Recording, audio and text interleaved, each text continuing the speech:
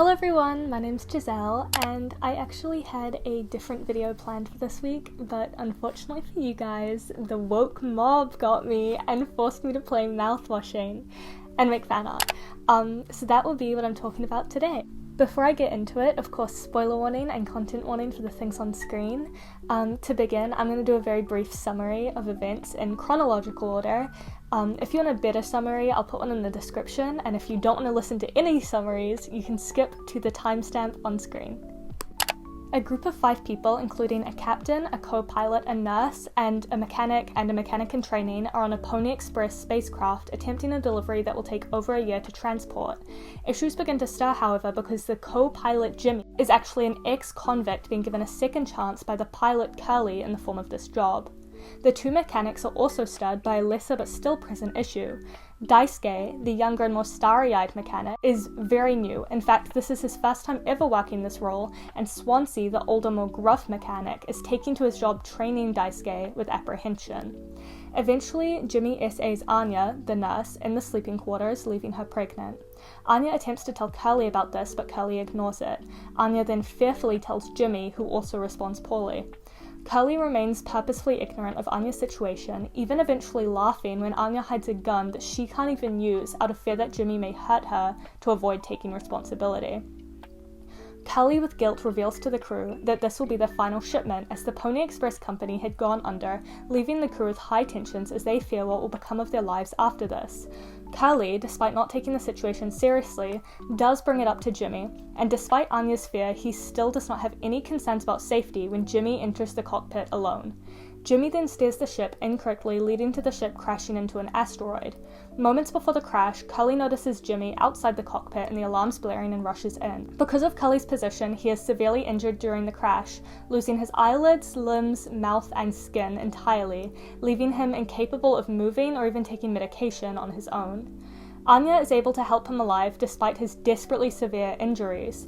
From this point on, Jimmy decides to take control over the ship, naming himself captain, and under fear of being found out as the one who caused the accident, he berates Curly to Anya, telling her not to refer to him as the captain, as he does not deserve the title. Anya fearfully agrees to this and quietly nods to Jimmy as he continually berates her so she does not have to be the one to force painkillers down Curly's throat. Once he discovers that one of the cryopods that can preserve a person for 20 years has remained intact, and keeps the secret from everyone, including Daisuke, planning seemingly to want to save Daisuke out of solemn appreciation for Daisuke's youthfulness. Eventually, the crew, excluding Curly, go to see what it is they are shipping, in case it would be food or medicine of some variety. Instead, they find boxes and boxes upon shelves and shelves of mouthwash. Swansea sees this and breaks his sobriety by drinking them for their alcohol content. Anya, however, notes that they would be unusable as disinfectant due to the sugar content. Anya talks to Swansea, divulging her SA at the hands of Jimmy, and Swansea divulging his plan to save Daisuke, which Anya agrees to. Anya brings up to Jimmy that if they can cut through the emergency foam that formed after the crash, they can get to her medical supplies that she had been keeping in her locker. Jimmy agrees to this and asks Swansea for the emergency axe. Swansea agrees to this but does not agree to help, smashing the axe into the big screen, leaving it for Jimmy.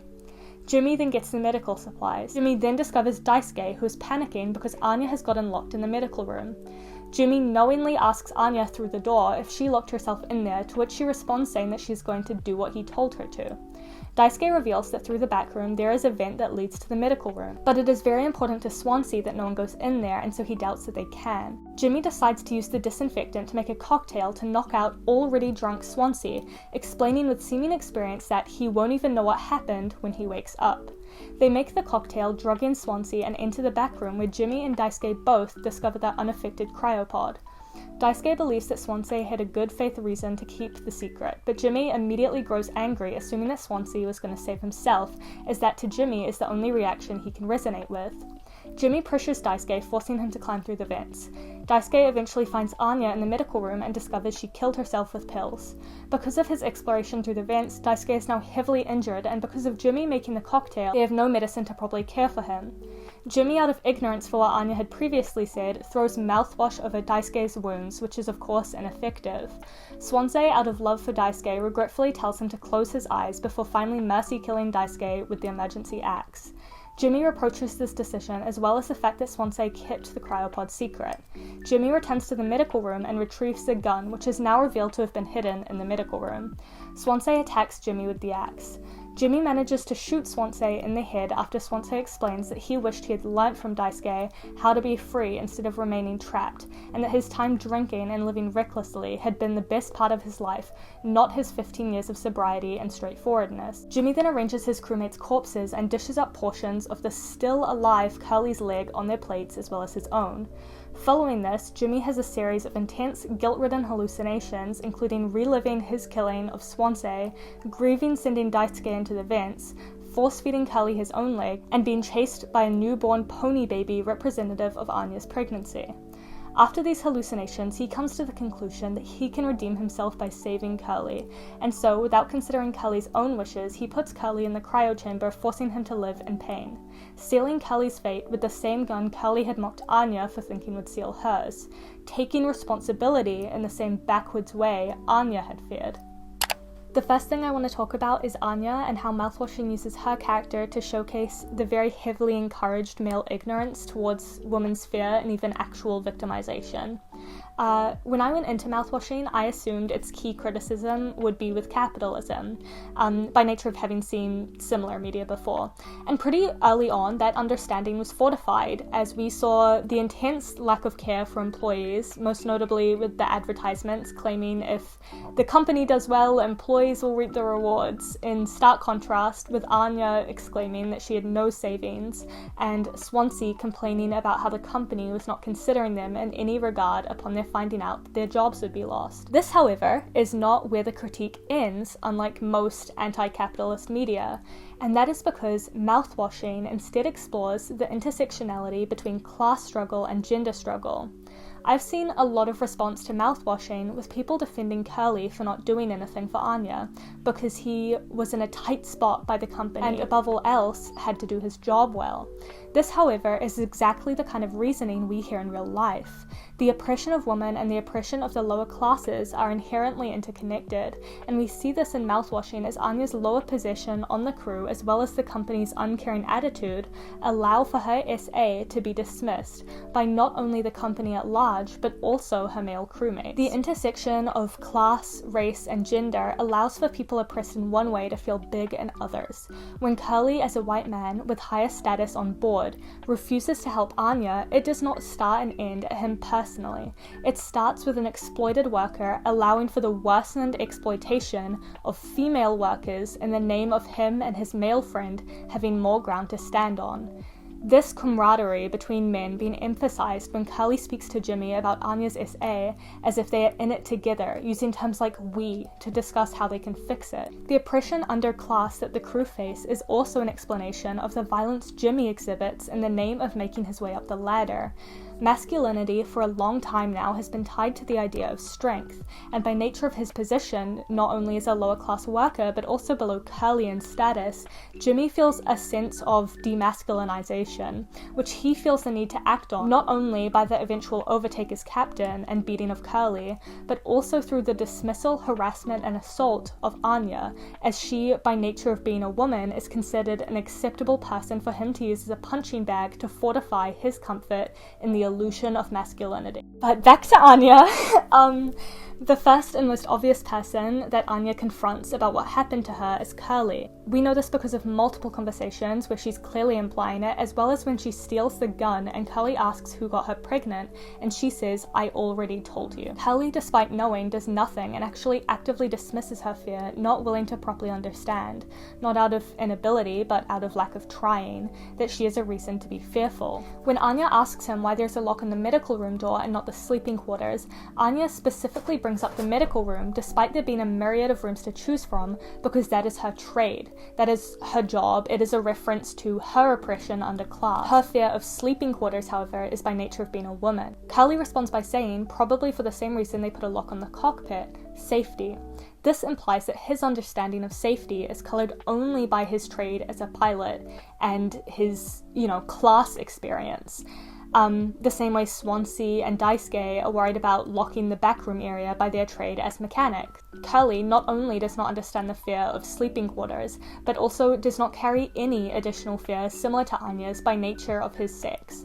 Of course, after this fact, we know that Curly goes on to face his nightmare in the cockpit, and for this reason, for the rest of the game, he is now experiencing the same horror as Anya, only his is coloured by class and trade, and hers by nature of the social standing given to women. And with this new perspective, Curly is eventually met with Anya's deepest fear, as I alluded to earlier. Just as Anya was afraid Jimmy would kill her with the gun to deal with the pregnancy and absolve himself of a fake version of his guilt, Curly instead met that fate when Jimmy locked Curly in the cryo chamber and killed himself with the very same gun, forcing Curly to live without ever really considering or asking what Curly would want as a person, instead of just seeing Curly as his mistake. This dehumanization of Curly as a result of his newfound incapability to work is also an extension of the game's anti-capitalist themes, as Curly immediately upon being injured is seen as an object within the game, famously having an achievement for playing with his face. Curly has the ability still to make sounds regardless of his ability to speak, and the ability to move in small amounts, and so it would have been possible to ask what he wanted, especially before locking him in the cryo chamber, but they never do. That is because despite being a good worker, despite climbing the ladder and oppressing those he was expected to oppress, he is still not absolved from the systems he tries so desperately to please. When he can no longer work, he is deemed inhuman and unimportant. Despite being entirely alive, when Jimmy chooses to indulge in cannibalism, Curly is chosen as the source of meat rather than the dead crew, because in the eyes of Jimmy, and more so the eyes of capitalism, Curly is required to contribute, even if it means something so dire as his own leg being used as food. From the point of the crash on, at least chronologically speaking, we are from the perspective of Jimmy, and so now we get to see the dismissal of what happened to Anya from the perspective of the attacker himself. Before Jimmy manages to enter his spiral of grief, he is already dismissive of Anya. Despite the fact that she managed to keep Curly alive in his state, he berates her as being useless and reliant on him for being incapable of forcing medication down Curly's throat, despite the fact that Jimmy and Anya both are aware why forceful insertion is painful for her, despite being a very clearly qualified nurse. Jimmy goes down a spiral of guilt, obsessing over simultaneously doing what he wants for selfish reasons and also making his actions appear acceptable to whoever may find them. During this time, he indirectly leads to the death of Daisuke and very directly leads to the death of Swansea. On top of that, he still feels guilty for being the cause of Curly's suffering. During this time, here's something I will refer to as guilt sequences. In these guilt sequences, he at different times mourns his own actions towards Swansea by reliving shooting him over and over, Daisuke by crawling through the vents and attempting to ignore figurative bits of Daisuke, Curly in the sequence in which Jimmy is repeatedly force-feeding Curly his own leg. But throughout all of this, he does not have a guilt sequence for the death of Anya. He instead is fearful of birth, with the guilt sequence in which a baby pony is born in front of him and chases him around trying to kill him. This, in tandem with the fact that she says she is going to do what he told her before ending her own life, as well as her hiding the gun from him, does imply that he saw and continues to see the avoidance of birth as more important than the avoidance of Anya's death. On top of this, his guilt is not entirely his own. Throughout the game, we see the Pony Express mascot multiple times used as a representation for the outside world, for the whoever that will hopefully find them and what they may think. And so even in his fear of birth, it was detached from the idea of Anya personally. Instead, it was a fear of the outside world, of a vengeful and angry outside world as the result of the birth. This connection to the pony mascot is also a direct representation of the way Jimmy, generally speaking, sees Anya. While in the later game, the horse begins to become a more clear representation of the outside world to Jimmy, the first time we hear of the pony is in the form of Jimmy dismissing Anya's work as a nurse by making a joke sexualizing the mascot, just as he goes on to dismiss Anya's ability to keep Curly alive and do her job by nature of the fact that he does not respect her social standing as a woman. This connection with the fact that the pony Jimmy later goes on to be representative of the outside world indicates his fear that other people will see Anya as more sympathetic despite the fact that he personally holds no sympathies for her. This is of course finally re-emphasized when Jimmy walks through the hallucinatory tunnel filled with all of his co-workers' IDs, with Anya skewed beneath them. This is, in my eyes, because despite the fact that all of the others, Daisuke, Swansea, and Curly, all faced ends they were fearful of by nature of their trades, their class, Anya met her end instead by nature of being a woman, something that Jimmy is entirely unsympathetic towards. In fact, she actually ended up using the medical room, her fear by trade, so to speak, as a safety point when she locked herself in there. Finally, kind of ill-placed, I'd like to once again return to Anya. The idea of mouthwash in this game is partially used to show the dire circumstance of the situation, all this for mouthwash being the general sentiment towards it. Aside from that, it also has another purpose, one that Anya as a nurse would be aware of. Mouthwash kills 99% of germs. When Anya and Curly are talking before the incident, she points out a dead pixel on the screen. She describes how desperately aware of it she is, how even when she's not looking at it, it's always there in the back of her mind. Curly is incapable of seeing it at all. Sure, if he tried to look and root it out, he could, and then he'd notice it, probably still with less intensity than Anya clearly does. But he doesn't do that at all. He points out that he doesn't see it and continues to ignore it. On top of that, Anya continually, very frantically feels the need to remind herself that people are not their worst moments, not out of genuine belief, as she is clearly tormented beyond what can be fixed by Jimmy being mildly kind, but out of a desire to ignore those worst moments for her own survival, just as the men on board manage to continually ignore them, the 1% of germs and the dead pixel. And so that is Anya, the 1% of germs, the dead pixel, the worst moment, and the pregnancy. In this game, she notices them all. She points them out so continually, and still Jimmy tries to use the mouthwash as disinfectant, Swansea ignores the dead pixel, attacking the whole screen with ignorance, and Curly ignores the worst moment of Jimmy, not just when letting him on the ship, but once again when he is of the SA and continues to trust him. Anya, by nature of being a woman, notices all of it and is ignored every single time. All these little things exacerbate and grow, and finally, once men are hurt by them, once they become a class issue instead of a sex issue, they are given real weight. I am also, of course, going to talk about Daisuke and Swansea a bit. Before I get into this, I would like to say that Swansea's speech about missing the reckless portion of his life was not lost on me. I understand the American Psycho Fight Club of it all. I understand that he's a victim under capitalism and feels he has lived a life trying to follow a set of ideals that is taught rather than the ideals he would prefer. But I do not want to talk about that today. Enough people have done it. You can find it anywhere you look. What I want to talk about is Swansea's moral corruption and how in this desire for a life he feels happy with, he admits to the audience his desire for ignorance and how that makes him similar to Jimmy. Daisuke is the only one of the men in which Anya never tells what happened, and is repeatedly described by Swansea as almost a diamond in the rough type character. When everyone else is surrounded by hardship and evils, Daisuke remains unaware. Despite how people like to characterize Daisuke, he is actually a character on the edge.